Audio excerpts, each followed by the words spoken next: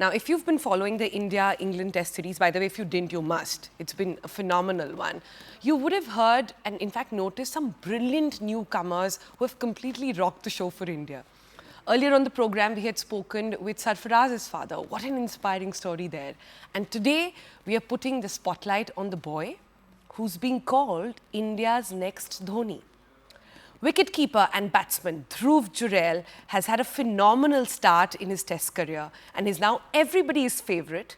Even the England players have a bit of a man crush on him, says Ben Stokes, of course. So today on TBC, we are joined by his father. Father with a very interesting background. He is a Kargil war veteran who has initially in his conversation with me told that he wanted his son to actually join NDA, but he ended up playing for India instead. So Neemchand ji is with us. Namaskar Neemchand ji, हमसे बात करने के लिए बहुत-बहुत शुक्रिया. सबसे पहले तो मैं आपसे मल्होत्रा जी आपने ये पूछा मेरे इसके लिए धन्यवाद. और ये सब सुन रहा हूँ, एक भारत के जो स्टार रहे हैं क्रिकेट के, वो सब बच्चे के बारे में ऐसे बोल रहे हैं, तो मुझे खुशी तो हो ही रही है. खुशी तो हो ही रही होगी. सर, मैं आपसे जानना चाह रही थी कि उसकी पारी तो बहुत अच्छी रही ध्रुव की, लेकिन जो चीज़ मेरे जहन में रह गई, बहुत लोगों के जहन में रह गई, वो था उसकी हाफ सेंचुरी के बाद जब बल्लेबाज अपना बैट उठा के टीम की तरफ देखते हैं या भगवान को शुक्रिया करते हैं या ग्राउंड को छूते हैं, उन्होंने आपको सल्यूट किया फील्ड से. उस सल्यूट के पीछे की क्या कहानी हमें बताइए. जी एक्चुअली मैं आर्मी से बिलोंग करता हूँ और वो मेरे डिसिप्लिन के बारे में, मेरी वर्दी पहनने के बारे में और ये सलूट, ये सब वो देखता था, तो उसे अपनी बचपन की यादें थी, तो उसने सोचा क्यों ना मेरे को सलूट तो दिया ही दिया है, पूरे भारतवर्ष को दिया है, पूरी भारतीय सेना को दिया है उसने सलूट. सही बात है. पर आप एक बात बताइए मुझे नीमचंद जी, एक फौजी का बेटा बैट बॉल क्रिकेट कैसे पहुंच गया, कैसे हुआ ये एक्चुअली बनाना तो हम उसे आर्मी में ही ज्वाइन कराना चाहते थे, और हम भी यही चाहते थे कि ये अच्छी तरह से पढ़ाई करे, एनडीए फेस करे, एनडीए पास करके और एक सेना में अधिकारी के रूप में जाए. अच्छा. लेकिन उसके कुछ इरादे ही और थे कि पापा हम क्रिकेट खेलेंगे. तो उसने समर कैंप में, जो क्रिकेट जो बच्चे जाते हैं, समर कैंप की छुट्टियां होती हैं, तो उसमें वो गया तो स्विमिंग के लिए था, पर वहाँ बहुत सारे बच्चे क्रिकेट खेल रहे थे, तो उसने बोला पापा मैं भी क्रिकेट खेल लूँ. तो मैंने भी यही नॉर्मली हल्के में लेके ये बोल दिया था कि कोई बात नहीं बेटा, खेल लो 1 महीना. जब वो खेलने लगा तो उसकी रुचि बढ़ी, और फिर वो धीरे धीरे क्रिकेट की तरफ उसका रुझान बढ़ता गया था. जी. तो कितना बड़ा था जब क्रिकेट खेलना शुरू किया ध्रुव ने? मैक्सिमम 10 साल, 11 साल. जी. तो आपके घर में नीमचंद जी, जैसे आपने कहा बहुत डिसिप्लिन रखता है, आप भी बहुत डिसिप्लिन्ड मुझे लगते हैं, सीरियस एकदम माहौल चलता है. तो आप मुझे बताएं कि जब उन्होंने आपको बताया कि उन्हें एनडीए नहीं ज्वाइन करना है और क्रिकेट खेलना है, तो घर में तो काफ़ी खलबली मच गई होगी. जी काफ़ी बोला था, नंबर भी कमाए थे, डांट भी लगाई थी. तो माँ का ज़्यादा प्यार था, तो एक माँ का अलग ही दुलार होता है, तो माँ यही बोलती थी कोई बात नहीं, खेलने दो और पढ़ाई भी करेगा. तो ध्रुव जो है वो माँ का लाडला है और इस समय देश का लाडला बन गया है. अभी घर पे क्या माहौल है जब आप इतना देख रहे हैं, सुनील गावस्कर, इतने बड़े बड़े लोग, बेन स्टोक्स, पूरी दुनिया इंडिया में नहीं अब बात कर रही है उसके कैलिबर के बारे में. घर पर सब खुशी का माहौल है. और अभी मैं ना अपने पैतृक गांव में ही हूँ, वैसे आगरा में रहता हूँ, पर मैं अपने पूरे परिवार के साथ ही बैठा हूँ यहाँ. आगरा के हैं आप, यूपी के. हम भी यूपी के हैं नीमचंद जी, और बड़ी खुशी होती है जब हमारी स्टेट से लोग निकल कर आते हैं. पर उसी बात पे मैं बताना चाहती हूँ कि कुलदीप यादव जो भी यूपी के हैं बाय द वे, उनके साथ जो आखिरी में उनकी पूरी बल्लेबाजी चली, जो पार्टनरशिप रही, वो काफ़ी मेक और ब्रेक थी इंडिया के लिए. उस पूरी पारी के बारे में आपने उनसे बात करी होगी मैच के बाद, क्या बात हुई फ़ोन पर?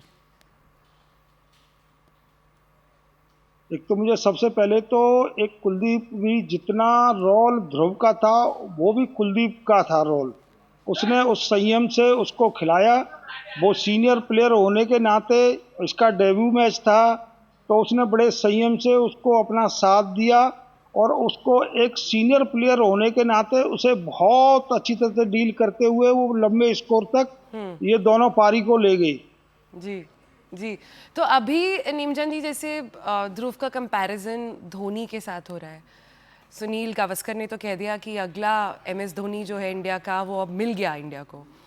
इंग्लैंड के लोग बात कर रहे हैं, इतने आर्टिकल्स लिखे जा रहे हैं, बड़े बड़े लोग इसके बारे में बात कर रहे हैं। अभी आपका क्या एक्सपेक्टेशंस है? आप एक फौजी घर से हैं, मैं ऑलमोस्ट प्रीएम्प्ट कर रही हूँ कि घर पे तो बड़ा सोच सोच के कॉम्प्लीमेंट्स दिए जाते होंगे। जी देखो, मुझे खुशी तो इस बात की है कि जो भारतवर्ष के लिए 20 साल टेस्ट मैच खेले हैं, जो कि एक बहुत बड़े सुपरस्टार पहले भी थे और मैं तो अभी भी उन्हें सुपरस्टार मानता हूं, सुनील गावस्कर और ये अनिल कुंबले जी और वीरेंद्र सहवाग, ये सब उसके बारे में बता रहे हैं। खुशी तो हो रही है, पर मैं ऐसे मैं नहीं ये बात सोच रहा हूं कि धोनी धोनी एक बहुत बड़ा स्टार है क्रिकेट का, जिसने देश के लिए 2 वर्ल्ड कप दिए हैं। और मैं अभी उनसे इस बारे में तो नहीं कह पाऊंगा कि मैं उनसे तुलना कर रहा हूं, पर मुझे खुशी का पल इस बात का है कि इतने बड़े स्टार और बेटे को उस लेवल पे ले जा रहे हैं कि जो कि धोनी से नाम जोड़ रहे हैं। जी जी। नीमचंद जी, इस बार के मैं अभी ओपनिंग पे जो बता रही थी बात कि इतने सारे यंगस्टर्स जिन्होंने ज्वाइन करा इस बार टेस्ट टीम, सबकी कहानी इतनी अद्भुत है। कई सारे लोग अपने फादर्स का ड्रीम पूरा कर रहे हैं। ध्रुव ऐसे है जो अपनी फादर की ड्रीम के अगेंस्ट जाकर अपना ड्रीम पूरा कर रहे हैं। तो काफ़ी ब्राइट फ्यूचर लग रहा है अभी कि कैसे यंगस्टर्स इंडिया का अब आगे नाम लेकर जाएंगे। ये पूरी टीम जो राहुल द्रविड़ ने खड़ी करी है अभी, वो काफ़ी अमेजिंग लग रही है।